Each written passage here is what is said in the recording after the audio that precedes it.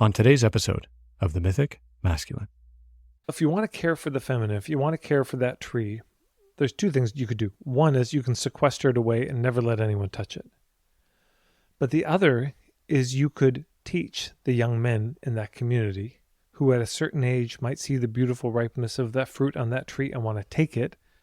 You could teach them how to approach. And of course, in some ways, it's an allegory for approaching the feminine, approaching women. But at a young age, where those sexual desires are just waking up, that would be the understanding of initiation is you take the young men out and you direct all that thirst that we don't know what to do with towards the holy, so that a young man would fall in love with the holy in nature. And that would be his first wife that he married.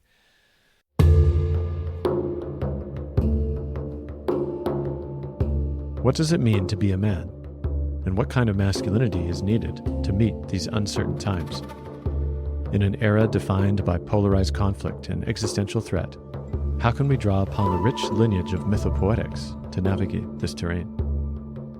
I'm your host, Ian McKenzie, and together with an array of special guests, we'll explore pathways to realign masculinity with thriving life.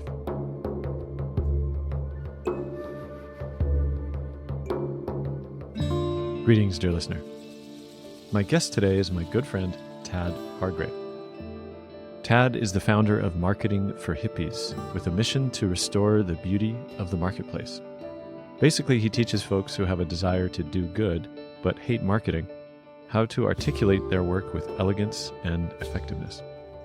Tad has spent years learning his ancestral language of Scottish Gaelic in Nova Scotia and on the Isle of Skye in Scotland. As well, for over a decade, we have both attended the Orphan Wisdom School with Stephen Jenkinson in Ontario, where we have many fond memories in the teaching hall. In recent years, he's turned towards studying ancient history, comparative mythology, and Indo-European folklore. In our conversation today, Tad and I explore the fairy tale of Briar Rose, also known as Sleeping Beauty, and what it might have to say about the Indigenous memory of Europe. Chances are you've seen the Disney version of the story, though I would highly recommend you pause this episode and read the original Grimm's tale before we continue. I've included a link to the story in the show notes on Substack. But even if you don't, you'll still enjoy our conversation, and you can always read the story later. Tad and I focus on a particular moment when, after 100 years of enchanted sleep, the prince approaches the briar hedge that encircles the castle and the beauty lying within. We explore themes of seduction versus courtship and the degradation of trust between men and women. We speak of the historical role of the court and the tragedy of extracting too much from nature's innate abundance. And finally, we explore how folktales can hold practical wisdom for modern masculinity and how to sustain the mutual life between humans and the holy.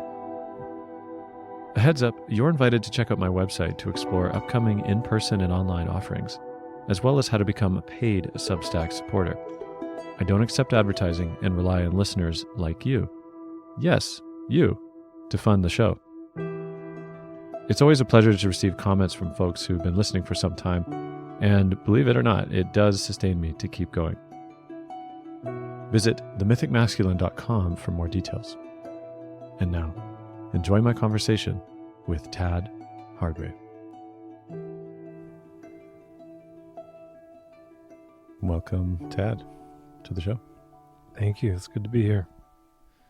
And where exactly is here in this moment?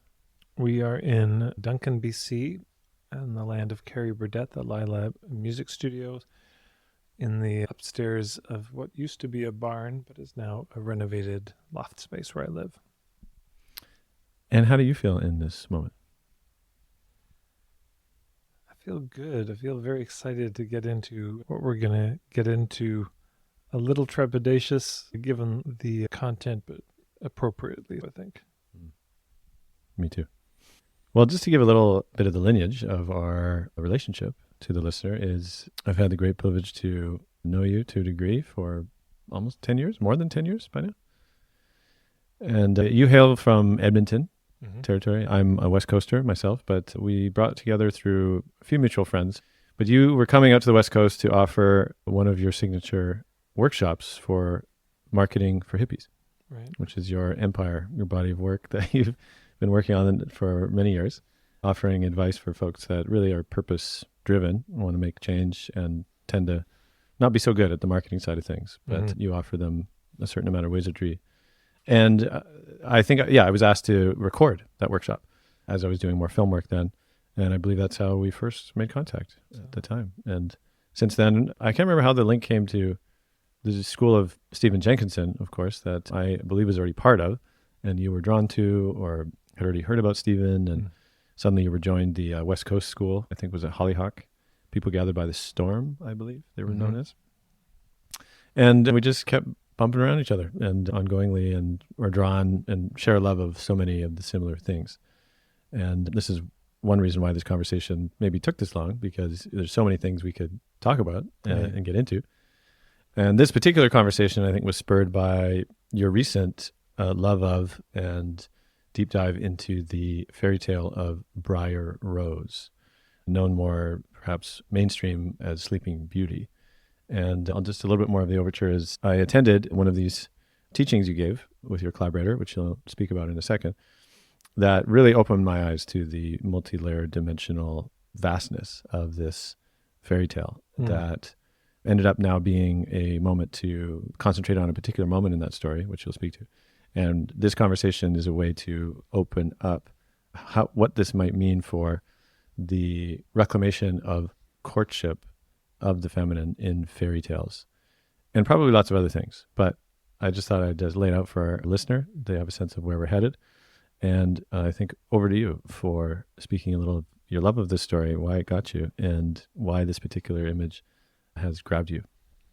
Sure. First of all, did you get your socks from the community farm store? Probably. Me too. We're wearing the same color socks. It's amazing. Look at this. Look at this. Yeah, so this story, Briar Rose, it was a few years ago. I remember I read it, and there was a piece, not this piece, that jumped out to me. I think these stories are full of codes. My basic understanding that I've come to of folktales these days is there's a reason they kept them around. They paid their rent. They had important cultural teachings in them of how to live beautifully on the piece of land you were on, and with each other, and with all the beings present. And those teachings mattered, and only the stories that were useful stuck around. Useful could also be humorous, but they almost always contain some very specific teachings, and some of those teachings appeared to me, and then came across some other leads on the story, dove in, and I started some conversations with my dear friend Kikisimo Esqueu, a prayerful woman who's a Métis Indigenous cultural activist, whose English name is Natalie Pepin. And she and I had been friends for years, and we started talking about it, and she and I had done a storytelling gig at a friend's event in the summer of 2023. I said, you want to get the band back together, and we'll do it with Briar Rose? And she was excited. And we dug into it a bit more, had a wonderful night that night. But then she has a farm. She's got some indigenous horses that she takes care of, and the chances of her traveling seemed very remote. But then she said she was open to traveling, and I was thinking about coming out to the West Coast. So we did the event that you came to, and in the lead up to it, we dug much more deeply into the story. And every single moment in the story is a kind of doorway, and I think this is true of most of these folktales. They're a kind of a ballroom that you go into that has 100 doors going to other hallways or rooms or different floors in the house. So this is one doorway, and the image is... So this is the Briar Rose is also the story of Sleeping Beauty. Now, she's been asleep, as the story says, in this tower for 100 years. A big briar hedge has grown up around the castle, and a young man, a prince, is approaching the briar hedge. He meets an old man who tries to dissuade him, says it's very dangerous, and a lot of men have tried and been killed because they've heard that there's this princess sleeping in there who they want to go see. And he says, I'm not afraid. And as he walks up to the hedge, it bursts into flower. And maybe I'll just read the exact wording. So Now, of course, this is from the brothers Grimm, who collected these stories and gathered them together. The exact wording of this moment is, many long years later, once again, a prince came to the country. He heard an old man telling about the thorn hedge. It was said that there was a castle behind it in which a beautiful princess named Little Briar Rose had been asleep for 100 years, and with her king and queen and all the royal attendants were sleeping. He also knew from his grandfather that many princes had come and tried to penetrate the thorn hedge, but they had become stuck in it and died a sorrowful death. So his grandfather means the grandfather of the old man, suggesting that 100 years this old man's grandfather was around.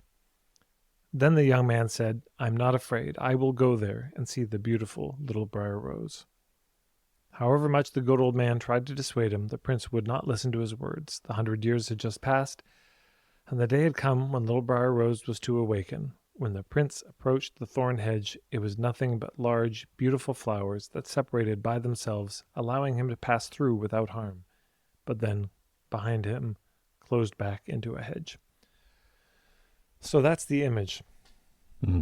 And just to contrast this as well, anybody that is recalling the Disney version of the film Sleeping Beauty it's quite different. This moment it actually depicts the Maleficent, who's the sort of evil witch who turns into a dragon, and the thorn hedge around the castle must be hacked down by the prince at his approach. And it just, we don't have to get into that, but it's just, in case you're wondering, I don't remember that. That's because that was a change made, maybe for lots of different reasons. But this story that the Grimms brought us, this is what they share. And I wonder for you, Tad, why is this significant to you? You mean, why is the shift between the two? Why is this the original version that you just read? Yeah, so why did that strike you or stir you? Yeah, because this is a young man approaching the feminine, approaching a woman, and he is clearly invited in, whereas these other men have been caught on the thorns and died miserable deaths. For whatever reason, which I suppose we'll come to in our conversation, it bursts into flower instead and parts and opens and allows him in. So there's some clear sensual imagery in that and a clear communication of consent that he is being welcomed in, he's being allowed in.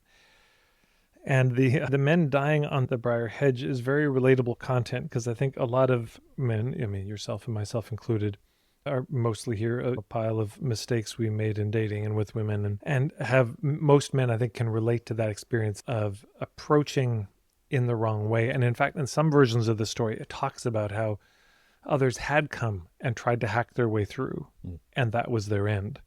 In the trying to hack their way through, they were attacked by the thorns, which sprung back and hit them, and they died in that way. And so this society teaches us coercion at every step of the way. And I mean, this meaning like the dominant over culture teaching. Yeah. In my business marketing for hippies.com, this is so much of what we end up getting into, is that the dominant society's sales trainings, the mainstream sales trainings, are very much, you present your work and in upside only. And if they balk, if they say, I need to think about it, if they give what are called objections, then you're trained to overcome those objections, to pull out the sword and just hack through the objections until you get to what you want. And that's the wrong way to go about it. That has its consequences. And one of the major consequences is the deep erosion of trust towards salespeople, the deep erosion of trust towards anyone offering anything. Mm-hmm. This actually, I think, links back to as well an earlier chapter in your story, which was I understand you got into the world of the pickup artist. Yeah. And the reason I bring this up as well, because maybe you could start with this before you tell that story, which is our teacher, Stephen Jenkinson, has spoken around this idea of the difference between seduction and courtship. And I think for those listening, that might be helpful, because I do think you're right. You're talking about the sales tactics that feel sleazy. There's a seductiveness, and how that relates even to the pickup scene, and why, what does that say about, what a man wants from a woman when they're taught, this is how you can seduce it. That seems to be what's, quote, taught or modeled. Yeah. Very different than courtship. And so I just wonder if you might differentiate, at least initially, and then talk about what you learned in the pickup scene and the consequence of that. Sure. So I would say in broad strokes, seduction is trying to get what we want and using charm, using excitement and hype and a lot of pumping up of emotions to distract people. False promises, yeah, all the hype, all the I love you, love bombing, a lot of this stuff. But it's with the intention to get what we want. Which may not necessarily be what they want. Which may not be what they want.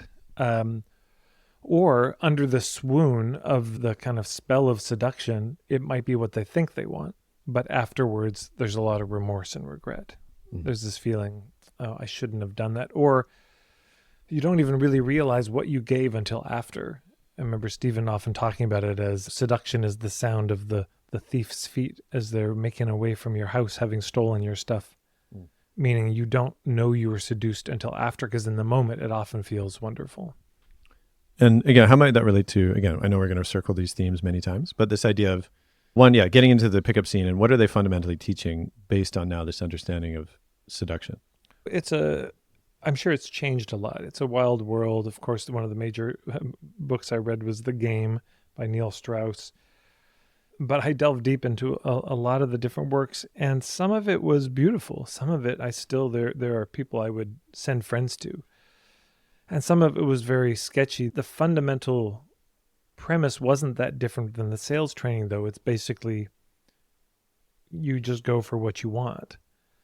And it becomes like tactics. And it becomes tactics. It becomes a lot of tools and techniques to get what you want, to get laid, to get a date. And yeah, that's true in sales. That's true in pickup. And sales is a lot of the manipulative sales stuff is very based on an understanding of human psychology, which actually isn't a bad thing to understand human psychology. But it's then weaponizing that psychology in order to get the behavior that you want, to get them to click buy.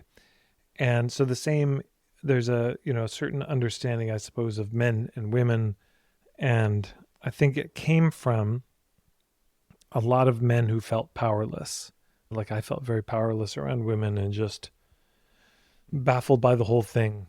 I would sit at cafes and I'd see a beautiful woman. I'd think, oh, I should go and say hello. And then I wouldn't. And then I'm going to count down from 10. And then when I get to 1, I'm going to approach. And I get to 1 and I still wouldn't have approached. And she'd leave. And I'd swear to God on the name of all things holy, I was going to, if I saw her again, I'd approach her and then I'd see her again. And I wouldn't. And so there was just so much fear in this. And I hear you, the longing for connection, yeah, or validation, intimacy and love and romance and all these things that we see in movies but don't know how or read in books or see our friends enjoying, and seeing friends have a really easy time socializing and flirting, and I just had no idea how. And so in that ways it was really liberating.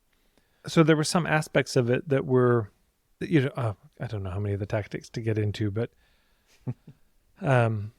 suffice it to say, there's stuff that make your skin crawl. It's so either slimy, meaning it's objectifying, or it's creepy. It's a kind of veiled intention that's being operated on.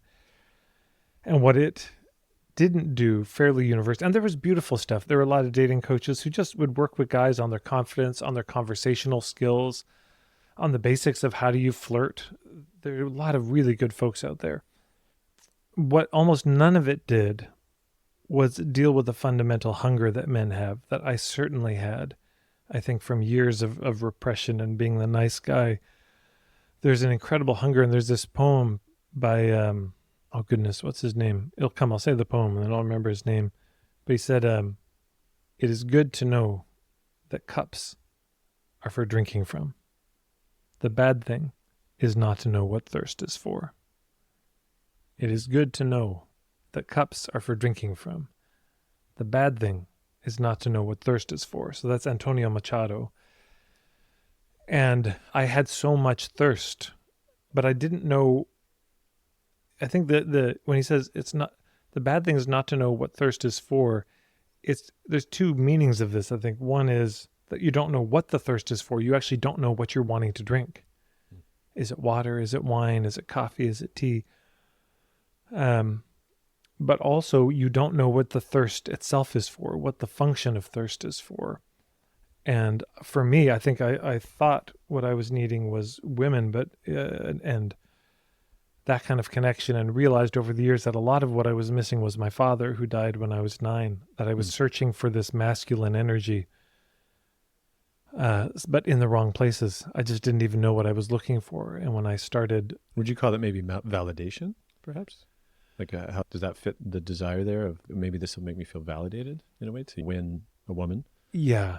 And I noticed also that when I started, maybe with the Orphan Wisdom School, with Stephen, who I'm sure has dealt with this a lot, but there's such this father energy in him, and I could feel it feeding something in me. And as that was fed, my hunger sexually or romantically was tempered. And as I started, I didn't have many, I think like a lot of guys can probably relate to this, where a certain stage in your life, you have a lot of female friends, but not a lot of male friends. And in fact, you don't trust other men. And as I started to do men's work and become friends with other guys, it fed something in me that hadn't been fed. And so I think if a man is malnourished in his relationships with other men, he'll tend to look for this with women. Well, thanks for that. There's a lot of elements here to also speak to. I think one, that this thirst, right, this hunger that men have, that it strikes me again that there's that there's a longing for, that if we're talking about straight men, but I hope queer men don't feel on the outside of this. Of course, this longing for what we might call again the feminine, or the feminine wellspring, or some sense of like tapping some well of nourishment of some kind, right? Like men wither without that sense of aliveness. Jung might say the anima as well, tapping the anima. And without that, there's this longing or this hunger, right, that animates the, okay, if I only win this woman, or oftentimes the language of conquest, right, and domination permeates a lot of men's spaces, right, where it's like the only thing that matters is if you took her down. Sure. Notch on the belt or that stuff. Did you get the girl? Yeah, it's a lot of acquisitive. And in sales too, did you get the sale? That you go for the close, and this is what's celebrated is the end result, but not the means that were used to get there. I mean, it strikes me again, the Wolf of Wall Street. Maybe you saw Leonardo DiCaprio. Okay, no. Yeah, very much so. This very like hyper masculine domination energy, where it's all very like violent sexual metaphors, really, that are used to convey again that thing in sales. And it's no surprise, again, that this kind of sexual domination is mimicked in sales, in this case, Wall Street domination, right? To me, it's the same, it's enacting the same kind of needing to be validated, right, by dominating. And so it also strikes me that men often are wayward in, on the one hand, right, having this hunger and this longing, and not having the mentorship and the tempering and the skills and the eldering and all the rest, the cultural ways of understanding how to properly approach, because the absence of that positive education, let's say, we have the pickup schools, or right, which are like the mirror image of what's missing. Right? And I would say there's two places, probably two ways that it goes wrong for men generally. One is collapsing, and the other is this posturing. And I think so collapsing that's the prince who doesn't even approach the hedge, who the old man says, oh, you probably don't want to do that. He says, you're right, and timidly walks away. Or hears about it and thinks, oh, that could never be for me. The princess would never choose me. Why would I go up and say hello to this woman?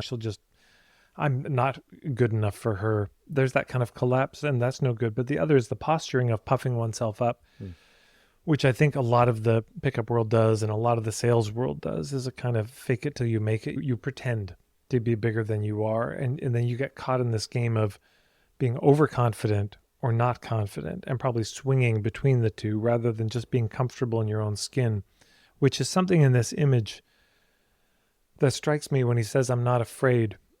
In Briar Rose, you're saying. In Briar Rose, right? Byron Katie has a line where she says, there's only two things we're scared of as humans. One is that we're not going to get what we want, and the second is that we're going to lose what we have. And so the only reason in sales that you would walk into a sales conversation with fear is if you were trying to get something from the person. If you're trying to get the sale, there's going to be fear, because I might not get it, and I need it, and that's my agenda. And as soon as you have an agenda to get somebody else to do something, this is where manipulation appears. But if you're walking up with the agenda just to get to the truth of, is this a fit or not? If you're having an agenda of courting rather than seduction, there's no fear in it because you're not trying to get something from the other person. There's no fear of loss. So it strikes me that part of what's going on here is he's walking up very comfortable in his own skin, and he's walking up with the intention to court, not to seduce, not to dominate, not to take. He's coming up to court. He's approaching in a beautiful way, and so the response he gets is beautiful. Mm. This could be a good time to speak about a little more of courtship, the etymology of courtship for listeners who, of course, may have heard that word before, may have certain associations, but I think it might be helpful to get into the etymology, perhaps. You've done a bit of this diligence. Thank you. Yeah. And just, elaborate a little bit of what do we understand, what is the older understanding of courtship? Okay, so this is straight from Martin Prechtel. He did an audio lecture on courtship, and he referenced this in the 1939 edition of Webster's Dictionary, which I then bought, and it's true, it's there.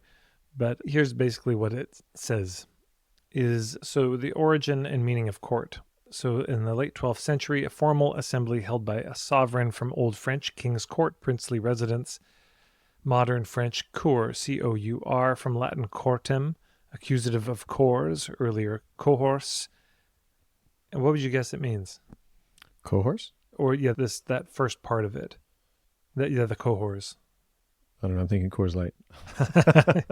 That is exactly where it came from. No, it meant an enclosed yard. Uh-huh. So that's just something interesting worth knowing. It's a yard. We're talking outside.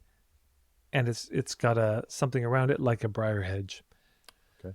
And by extension, perhaps by association with Curia's sovereign assembly, those assembled in the yard, company cohort from and this is where we get into it, from assimilated form of com, C-O-M, with or together, and then the stem hort, H-O-R-T, related to hortus, garden, plot of ground, from the Proto-Indo-European ger, to grasp or to enclose.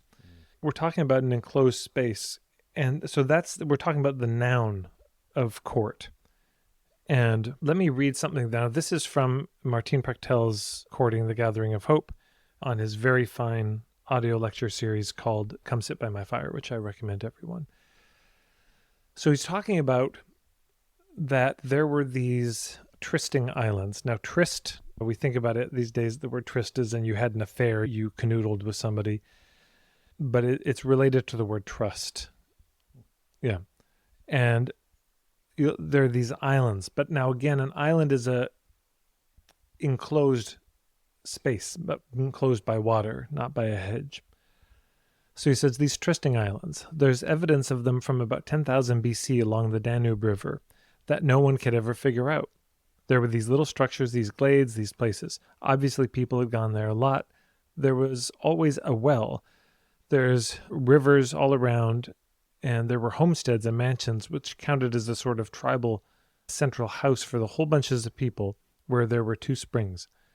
There would be hot springs and a wet springs, and that would be on the mainland. And then they'd have to swim over to get to this island of tryst. Different tribes on the other side of the river would hold that place sacred as well, and that's where you met and talked. That's where the lovers, because you were required to marry somebody from other tribes, can't marry someone from your own people, which makes some sense because you can't marry your own sister. The people from the other side would come there, and you'd get to know each other, and there you go.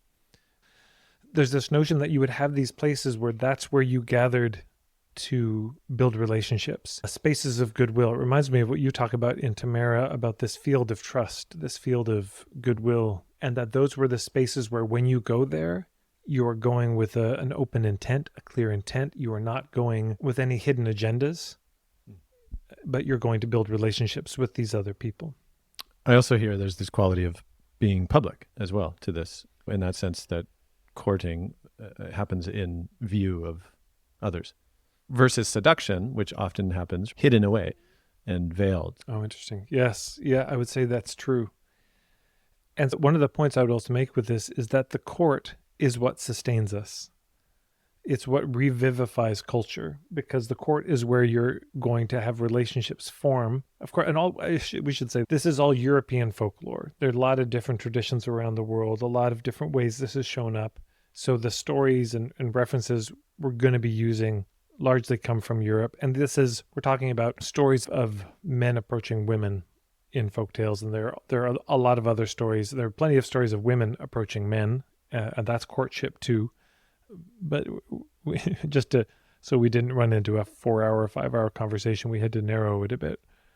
But I would just say that the court is the source of spiritual sustenance for the people, because it's where, even genetically, you're being rejuvenated as a people.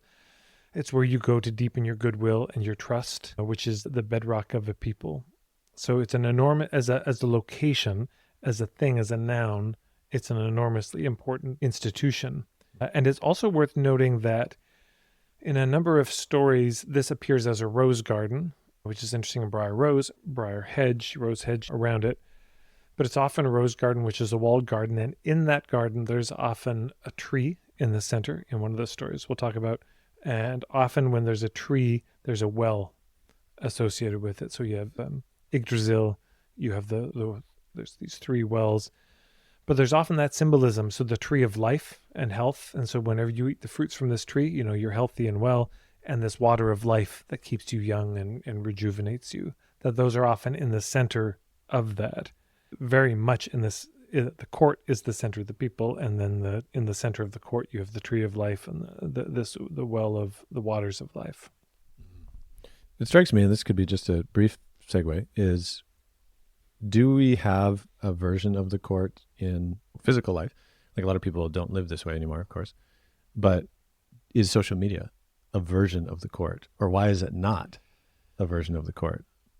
Yeah, well, I'd say it's a toxic mimic of the court. I'd say the dating apps are a toxic mimic. And when I say toxic mimic, I got this from the good Caroline Casey, visionary activist astrologer, who she made the point that, at least what she'd heard, was that if you were injected with a radioactive iodine tracer and you don't have enough iodine in your body, you're getting a medical test, your body will absorb that iodine tracer. But if you have enough iodine, your body will just shunt it and get rid of it. So that when we don't have the real thing, we're willing to accept a toxic mimic, thus pick up stuff, thus this toxic sales stuff if you don't know how to talk to people about your business.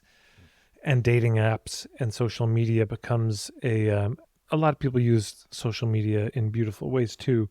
But I would say on the whole, for most people, it's a synthetic blue light version of an immensely emaciated, at best, it's an emaciated, impoverished version of the real thing. And I would say perhaps there's a sense of the true longing for being known, right? For being known by others, by being of consequence to other people. Often for folks, they can have a kind of pseudo experience of that. And in that sense, the market tends to be very good at not really satiating, but offering these mimics to the truer, deepest longings, right? Because there's lots of reasons for the consumerist system that we're in. And so I don't want to get too far off track, but I just wanted to bring that up of, interesting how we seem to have something that mimics, but isn't it, and isn't it very consequentially. And, the club, I never really went to clubs. It wasn't my thing, but the club, the bars become the court. That's where we meet. That's where we socialize. But again, I think that's a very devolved version of what would have been going on in these places. Let's talk about court as a verb then. Sure. Okay. Well, there's 2 different versions. There's courtship and courting. So courtship, I was looking this up, and the suffix ship at the end there is used to indicate a state of being or skill, and it's often used in everyday technical terms as well. But it could be a state or a condition of something, like friendship, the state of being a friend; apprenticeship, the condition of being an apprentice. It could be a position, a status, or duties, like a professorship. You are a professor. Clerkship, a dictatorship. You are a dictator. But also a skill or ability at something, horsemanship, penmanship.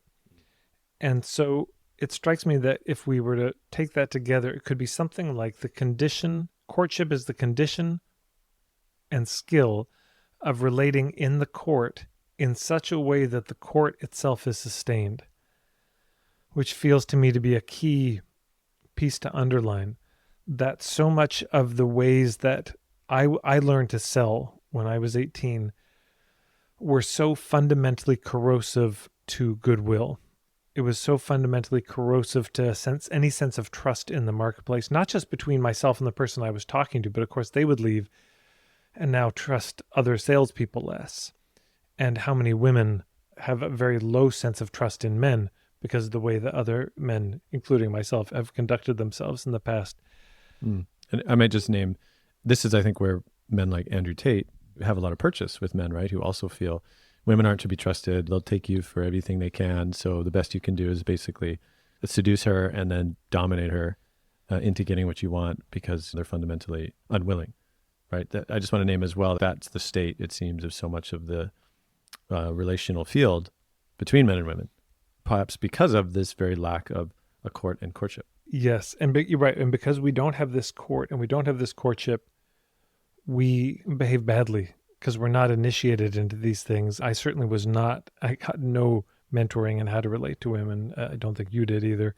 Not any kind of trustworthy, deeply cultured understanding of that. And so then our behaviors likely create damage and hurt. And from that, there's less trust. And then we sense that lack of trust mutually between men and women. And we sense that hurt. And then we sense, oh, I can't trust those other people. And we behave in ways to get what we want that then deepen the distrust. And so it becomes this downward spiral of less and less trust, less and less trustworthy behavior. And what we're craving is, I think, to be in that field of trust, to be in that field of goodwill, to be nurtured by the energy of intimacy that is generated between people. I think you've been to Burning Man, and it sounds like there are people who go there for the first time and they've never had that experience of being in that field of a gift economy, of goodwill, of creativity, of people being themselves.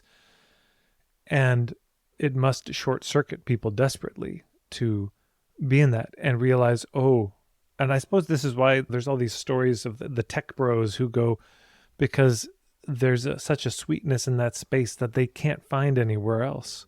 This is also something, again, interesting about the Burning Man thread too, because there's been other thinkers and folks who have spoken to this, but this question always gets me, which is, where does abundance come from?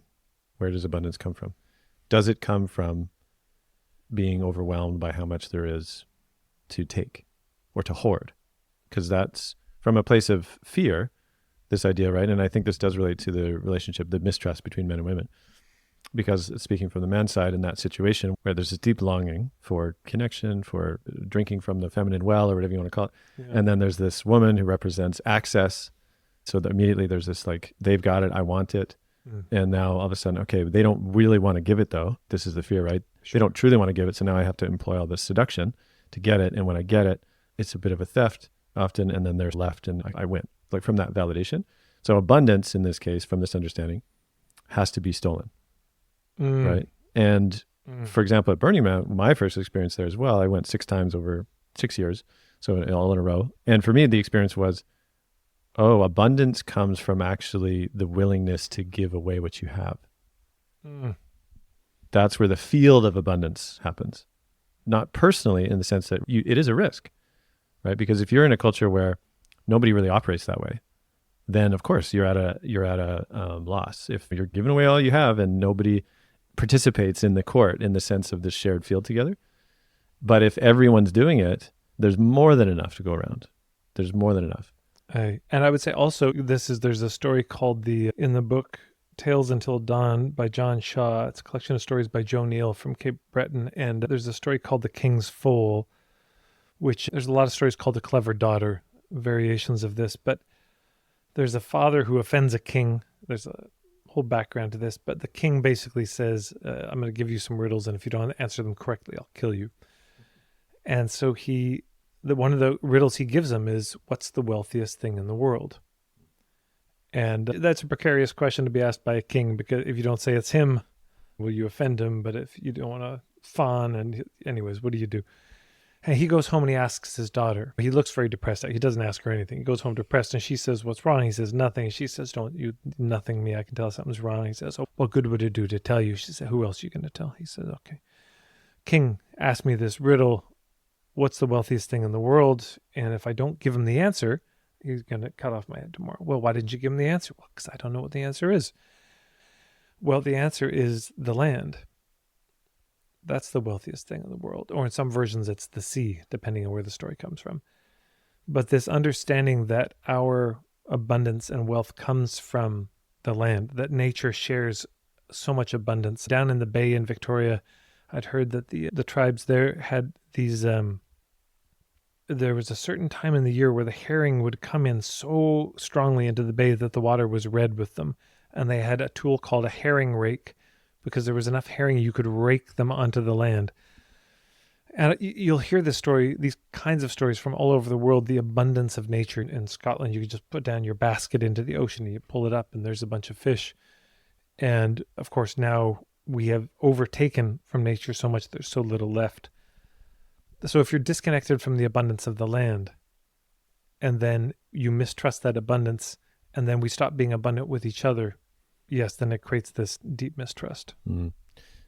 You bring up in a previous interview with actually a local Kautzen fellow named Jared Kustenachan.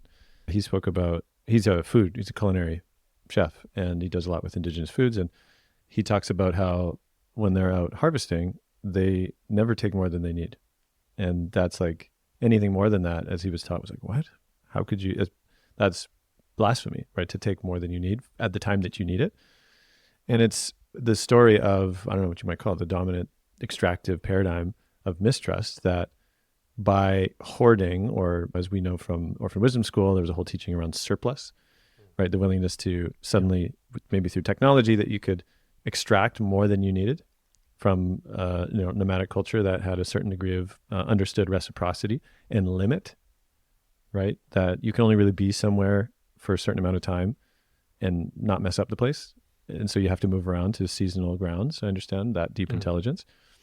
But suddenly when we decided, or certain humans decided to not move and dig in, and suddenly, we can work the land and we can extract more than we need, and now we can store it, and now we can need to protect it, and now we have empires combating each other, that it all runs through this sense of what happens when the mistrust begins. And we are now at the precipice, globally, ecologically, of course, of real damage to the ecological system's ability to regenerate themselves. Yeah. And so I just do this again, maybe as just zooming out for a second of the overture of this whole, what is the consequence of the lack of courtship of the feminine?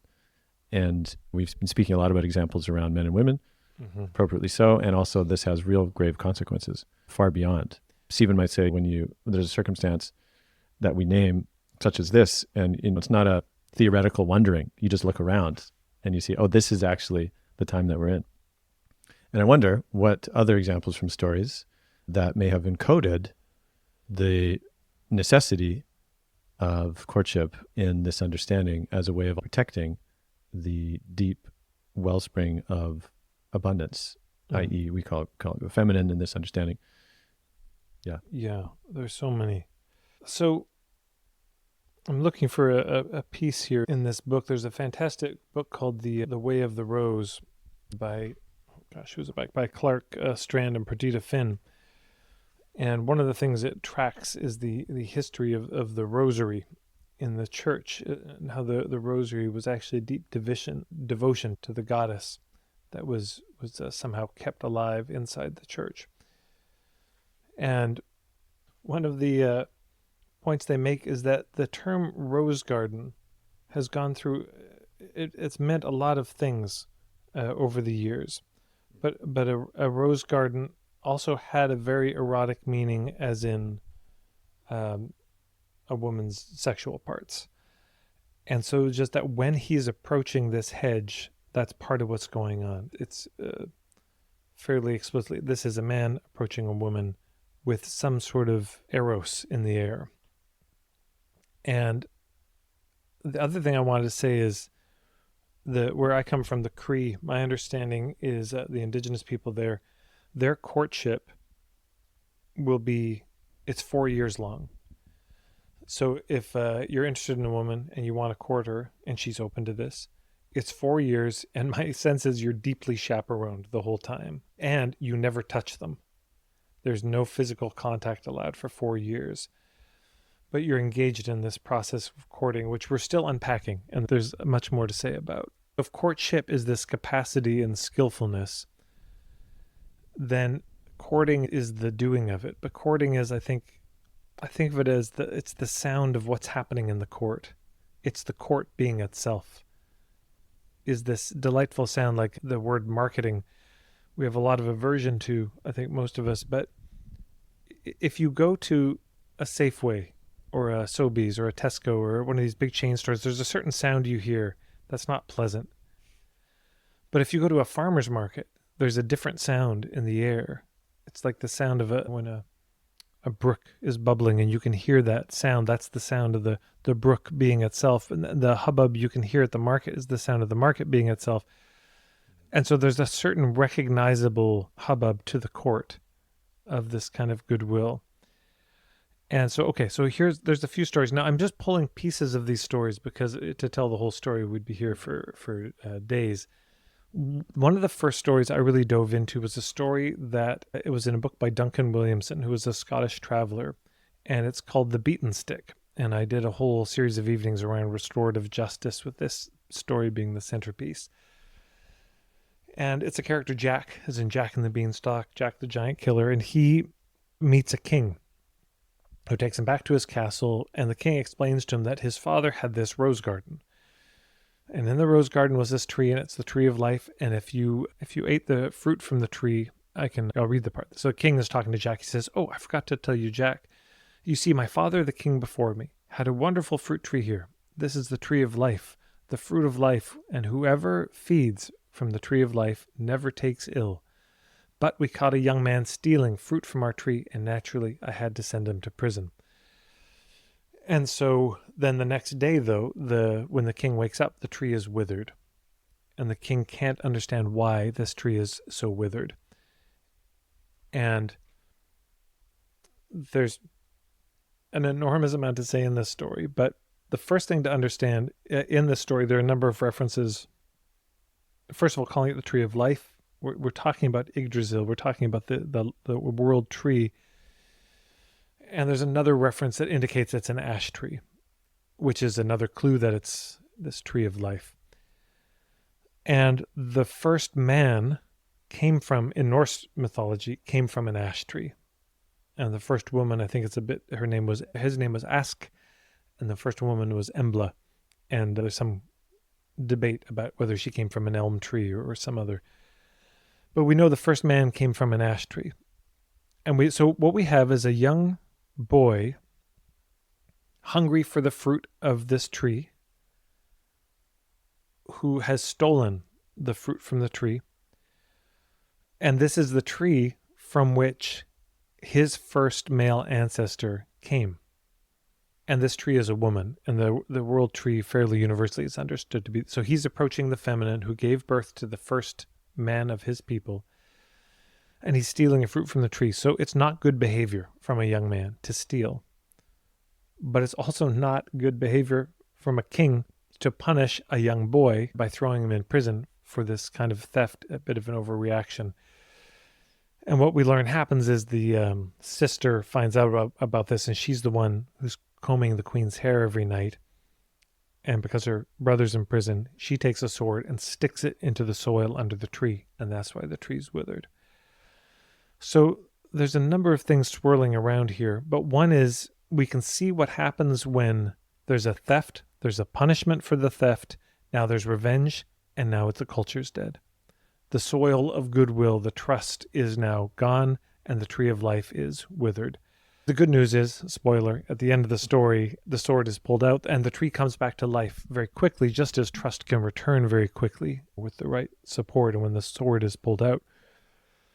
But something James Nowak said, I was with him in Guelph, and he came to a night where I was working with this story, and he suggested something I thought was so beautiful, that what if the king was supposed to be the one caring for the tree?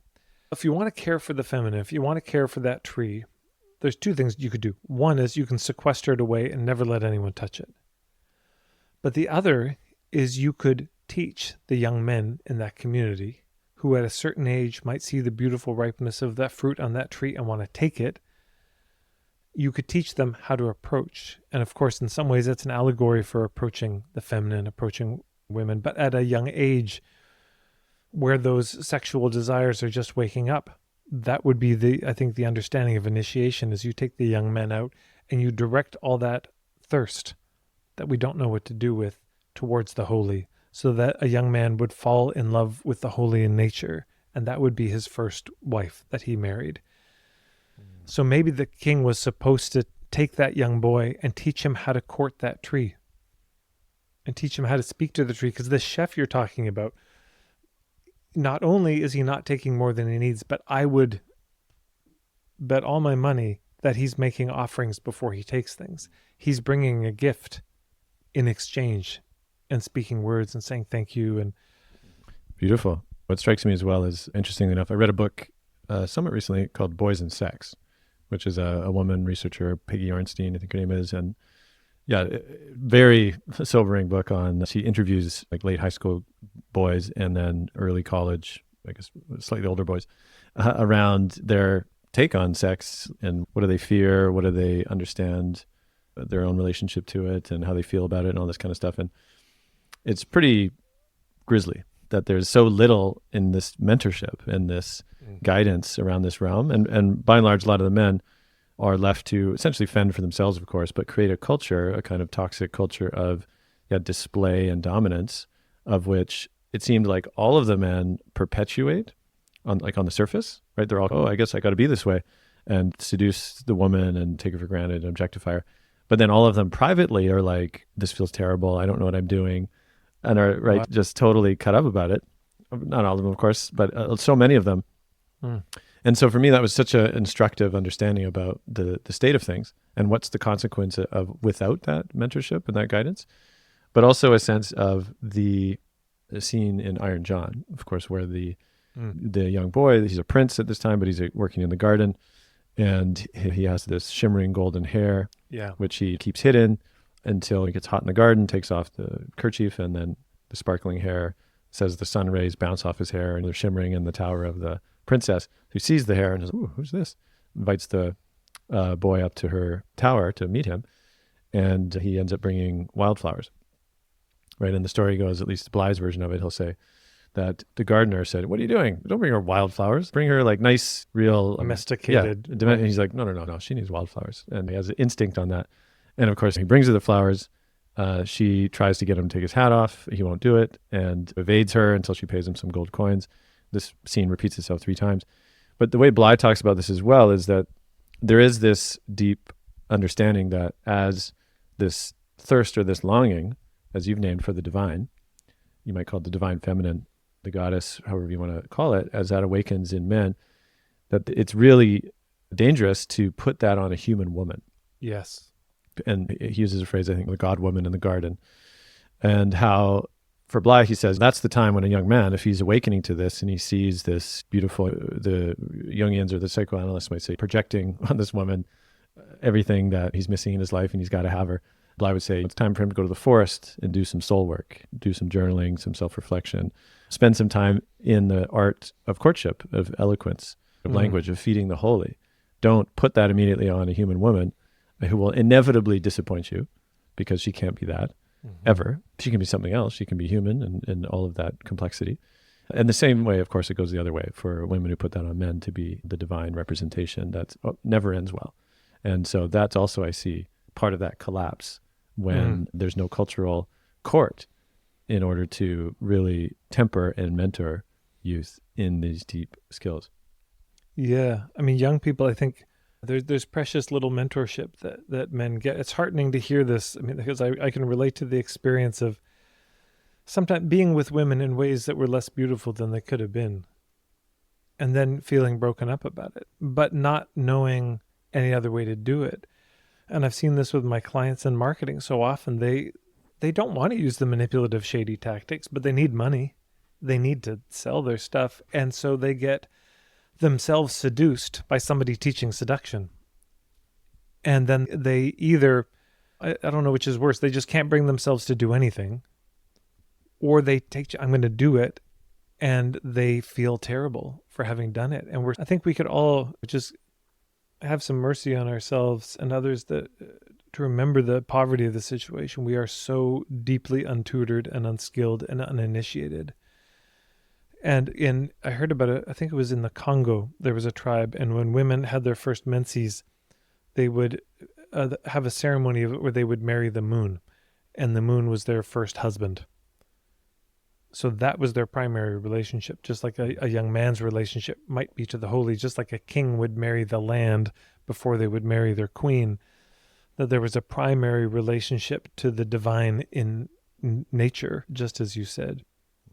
And one of the other versions of Briar Rose, there's a story of Brunhild, and this is from Norse mythology and from Iceland. And I'll just read this first part because this is, in the Briar Rose story, the prince doesn't get much of a backstory. He just shows up out of nowhere. We don't know who he is, and we don't know who his parents are. Does he have hobbies? Nobody says anything, but he shows up, and the hedge just magically opens. But this story, which is clearly another version of it, tells us a bit more about the manner of approach. And then there's a theme emerging in this which connects to the Burning Man and some other things, and the chef, which we can lift up in a moment. But here it is. So Siegfried and the harper sat together in the little ship as it lay moored to the sandy shore. Their eyes were turned towards the sea-green castle and its glowing walls, and they looked in vain for any movement, any sign of waking life. Everything was still. Not a breath of air was stirring. The leaves of the trees hung motionless as if they, too, were asleep. The great green hunter banner at the tower's top clung around the flagstaff as if it had never fluttered in the breeze. No song of birds, nor hum of insects came to their ears. There was neither sound nor motion anywhere. "Play your harp, good Bragi, and awaken all these sleepers," said Siegfried. Then the harper touched the magic strings, and strains of music loud and clear but sweet as a baby's breath rose up in the still air and floated over the quiet bay, and across the green meadows which lay around the castle walls, and it was borne upwards towards the battlements and among the shining turrets and towers, and was carried far out over the hills and among the silent trees of the plain. And Bragi sung of the beginning of all things. "And whatsoever is beautiful on the land, or in the sea, or in the sky."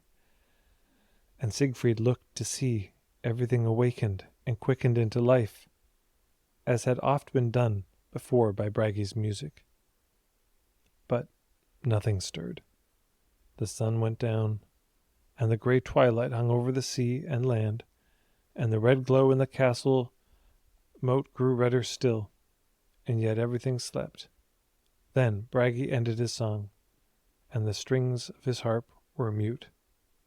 There's more to it. The princess does wake up in the end. Spoiler. And they fall in love, and more things happen. But he comes with this gift of music. So the approach isn't quite as barren as it is in Briar Rose, where he just walks up. But he comes bringing a gift of music. I'd love to also name something I think came up in the talk that you gave, which was around timing, right? A sense. And I also, of course, when we're talking about fruit or blooming of a flower, timing is everything, right? You can't make something bloom. I don't know if you pump it through synthetic chemicals or something, maybe. But the sense that there is a right time for opening, that is both the manner of approach and, again, the season of approach. Yeah. As our good man Stephen Jenkinson would often say, timing, it's God's middle name.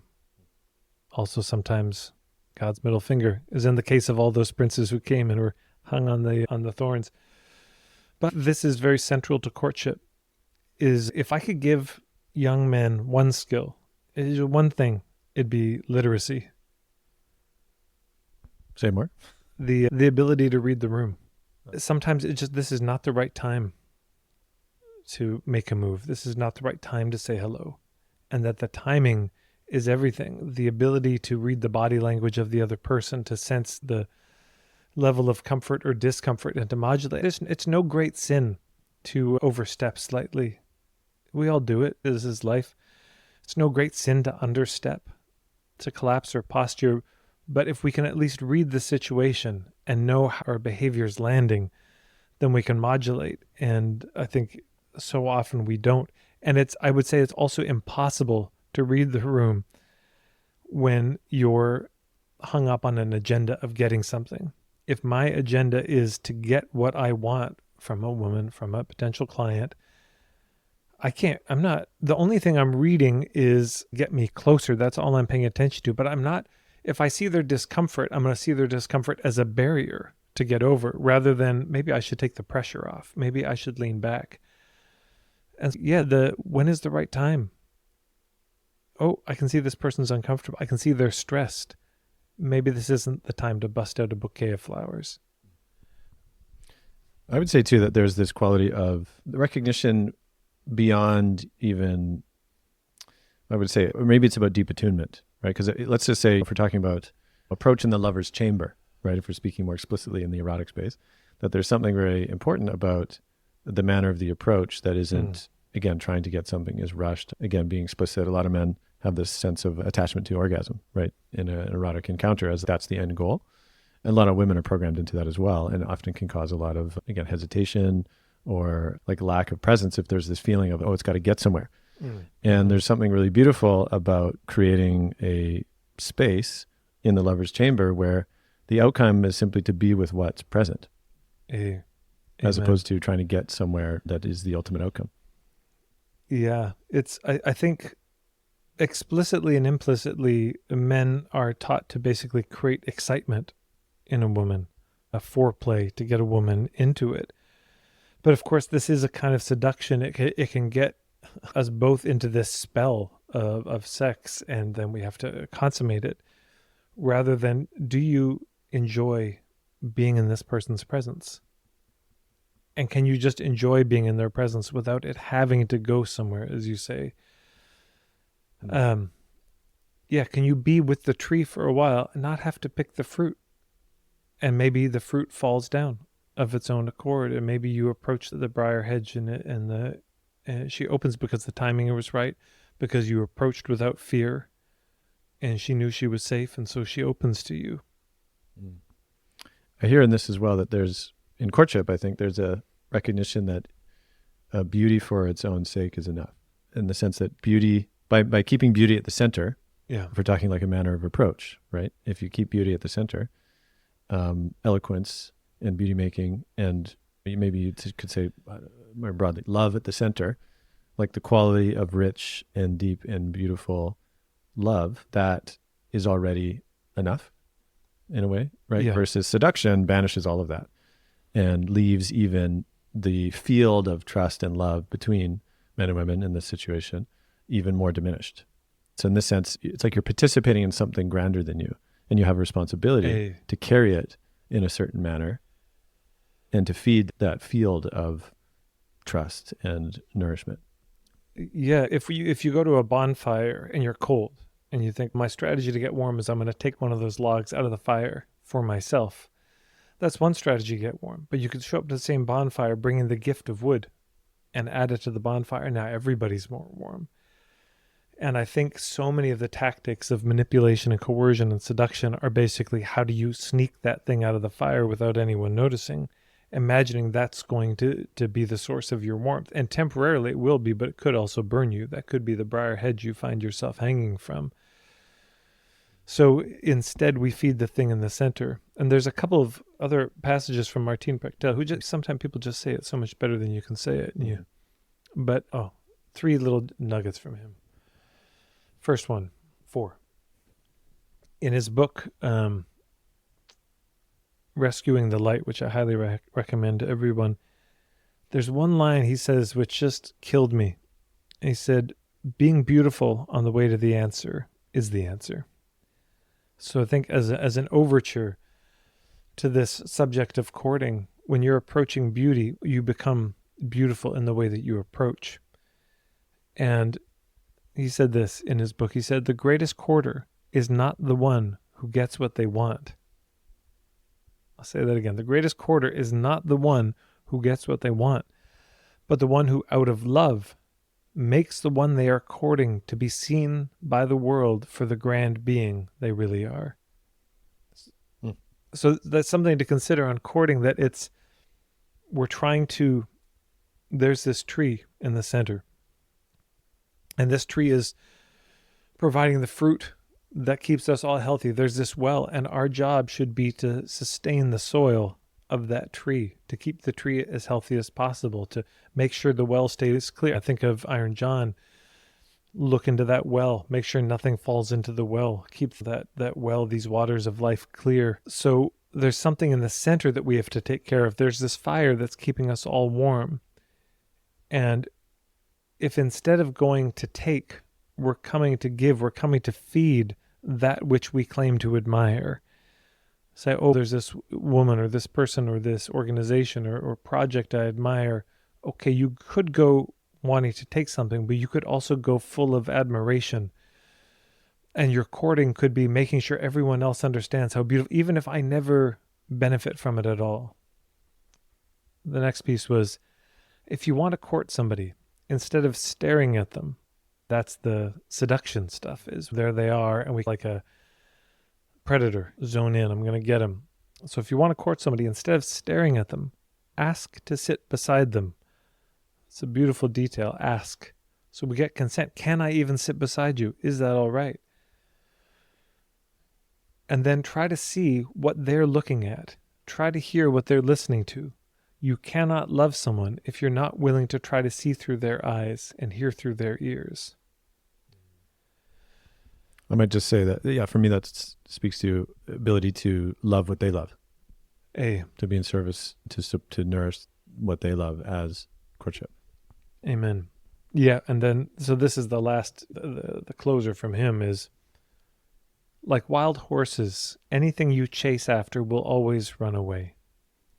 Or if you go to the briar hedge, you try to hack your way through, you end up, it just kills you. And there are stories, there's a Celtic story, that name I can't remember, is a man sees this beautiful woman on a white horse, and he's never seen a woman this beautiful, and so he starts running after, but she goes faster, and he's on the fastest of all the fastest horses. He got the latest model. He's booking it, and no matter how fast he goes, and finally he's exhausted. The horse is exhausted. He stops, and she comes back.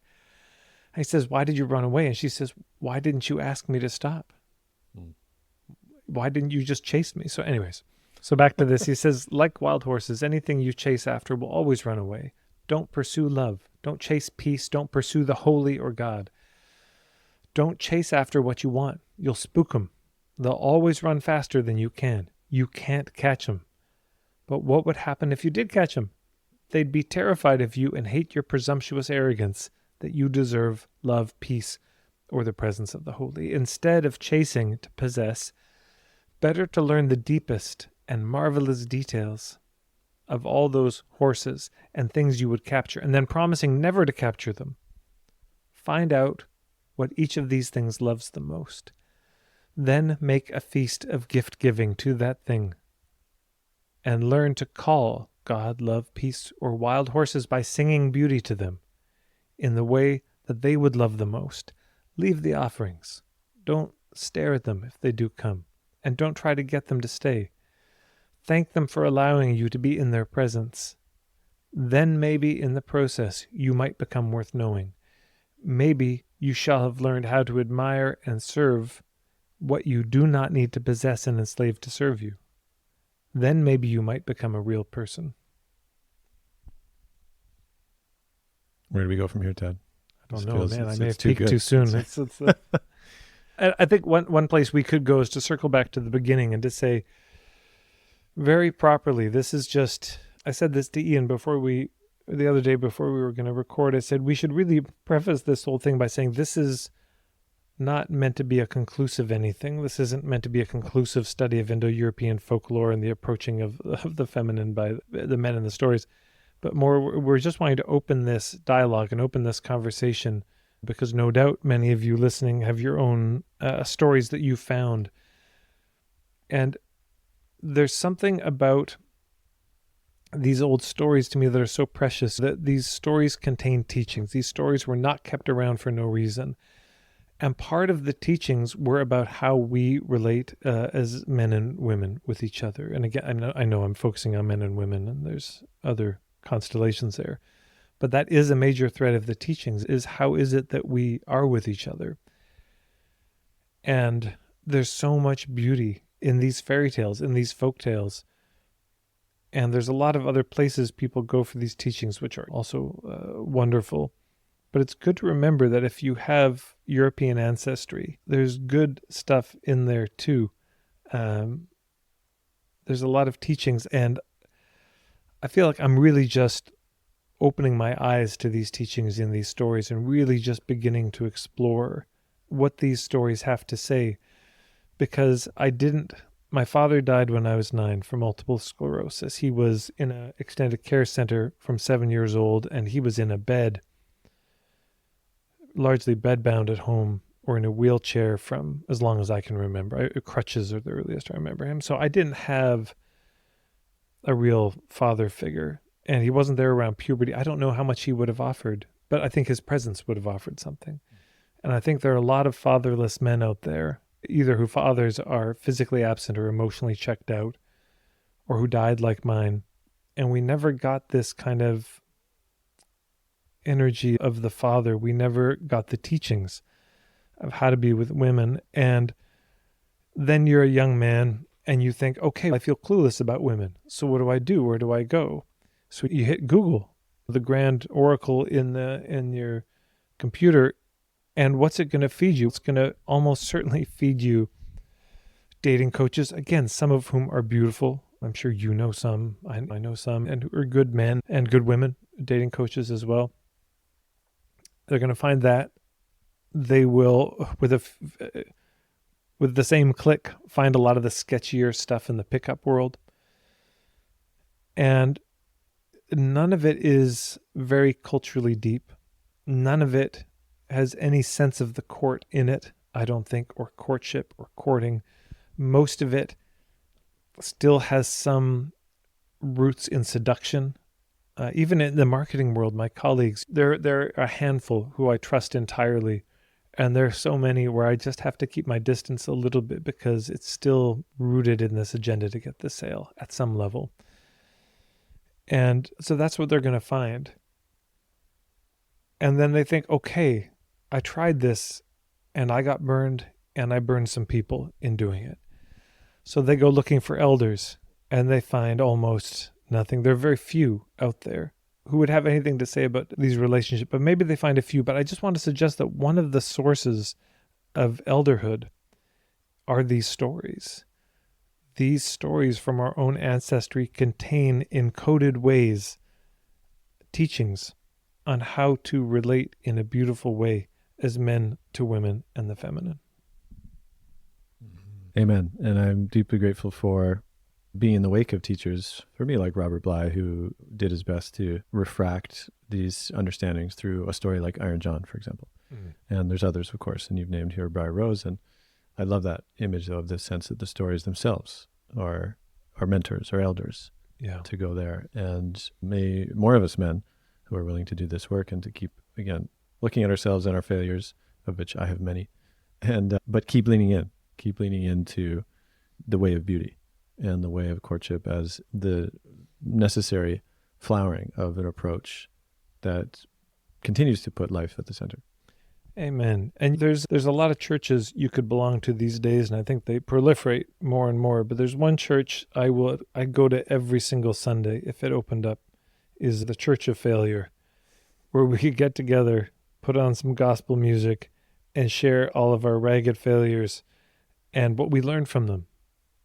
I saw a quote where it said, we don't trust elders because they know everything or got everything right. We trust elders because they've made so many mistakes. They've gotten so much wrong in their life. That's part of what's trustworthy about people, is that they have blundered. And if you are listening to this and you have blundered like we have, shame is one of the first things we have to deal with. There's a lot of teachings about shame in some of these old stories too, and how we deal with that. But I hope if you have a story that you love, that you think has something to say about how men can court women and the feminine more beautifully, that you would reach out to Ian and share that story with us, because these stories are needed. They were kept alive for a reason, and I think they were kept alive so that we could do something to keep the world alive. Yeah. Such a pleasure. Such a pleasure. Glad we finally had more than one reason to meet together. And may we return to this wellspring of deep conversation again and again. I would love that.